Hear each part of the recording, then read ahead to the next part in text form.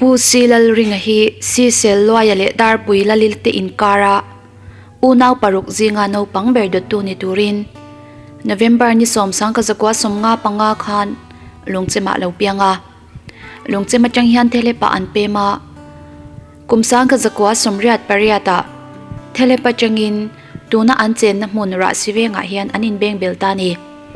an unaw hi parukan nia sap lian to na ro chungi si zauliana si sangkoya si lal ringa si larem siamate anni ahun masalama chuan ramba nuam timi takania tunlai hun anga saka khapti vel hila omwak lawa saka po in khotlang hwa pa zon hoa chung tinte insem chang po om thinani silaya nei ma hian sangal liam an beina telveya korwama sangal liam lo chang turin antia chempui nen lo changin sangal liam lo tlan chu angonga sa tumina lo beya mase angonga sat man lovin angoma sa thei chawa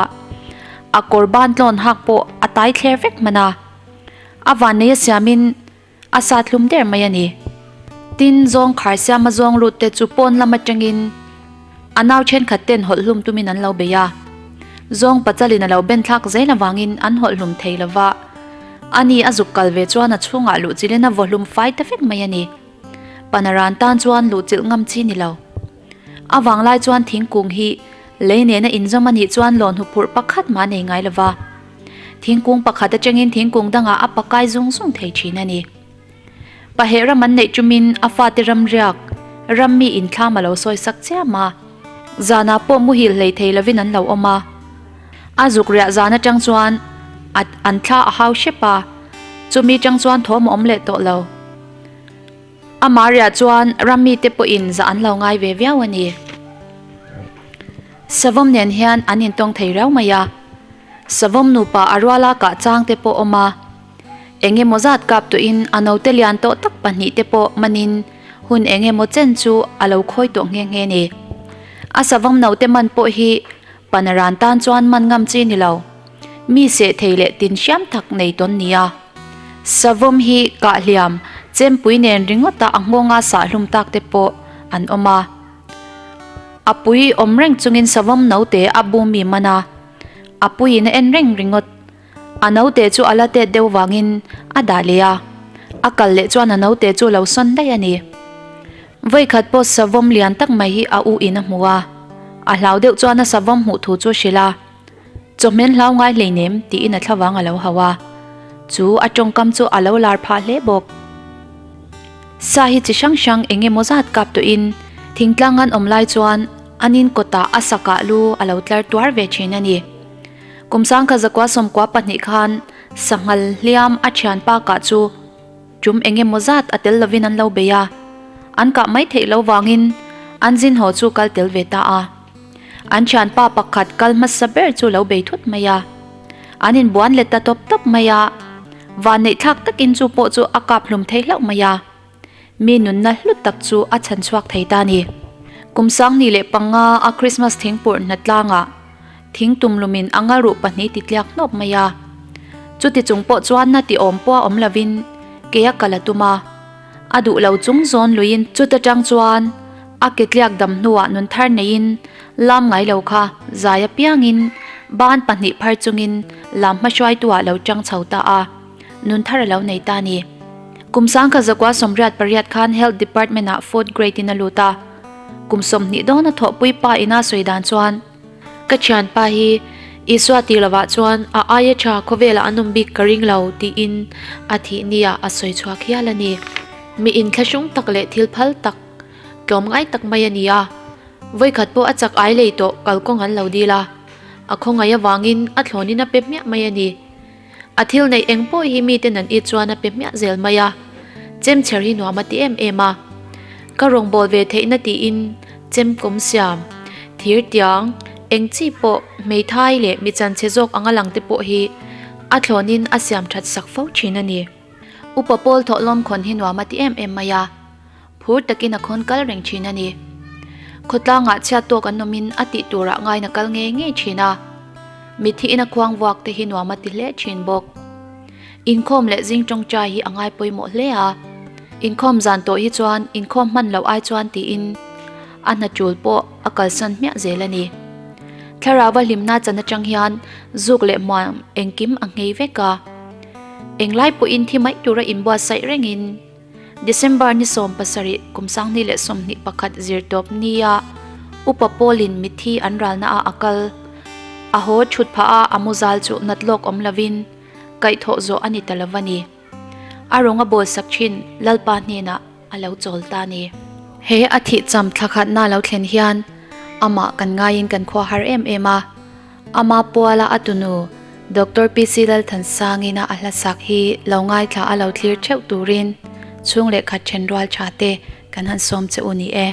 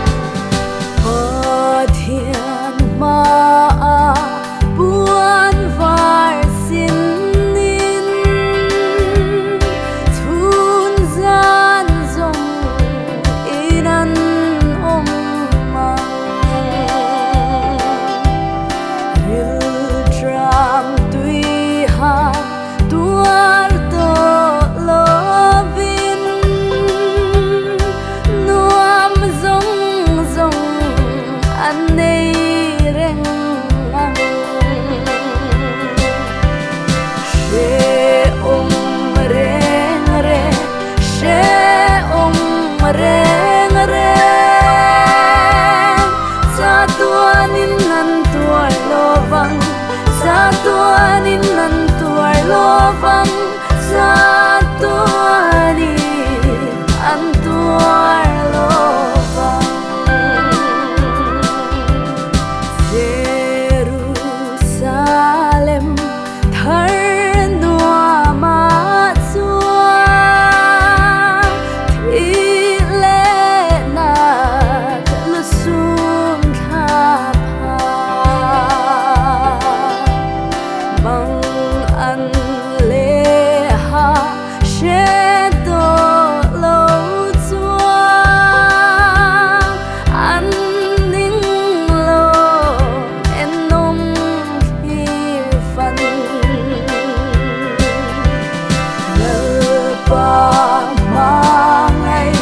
lal pa ma ngai bang lovin an fa fo vang bang lovin an fa fo vang bang lovin an fa fo vang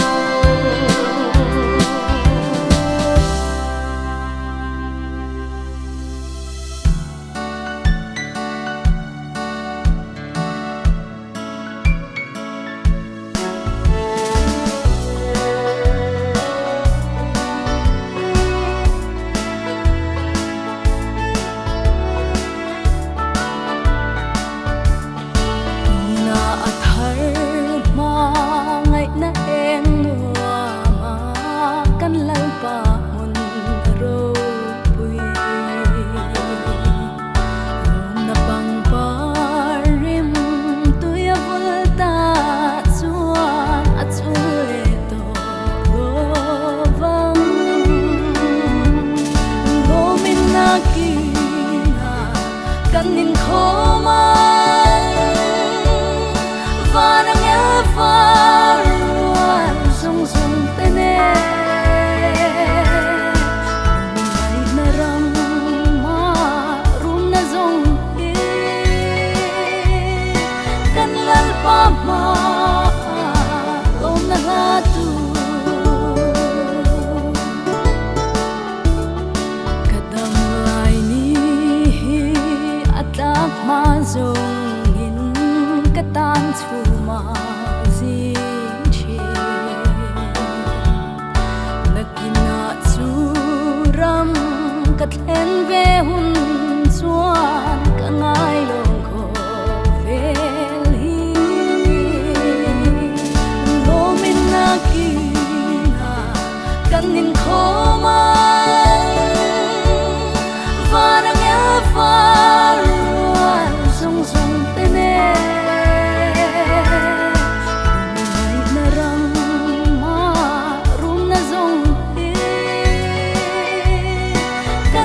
Mama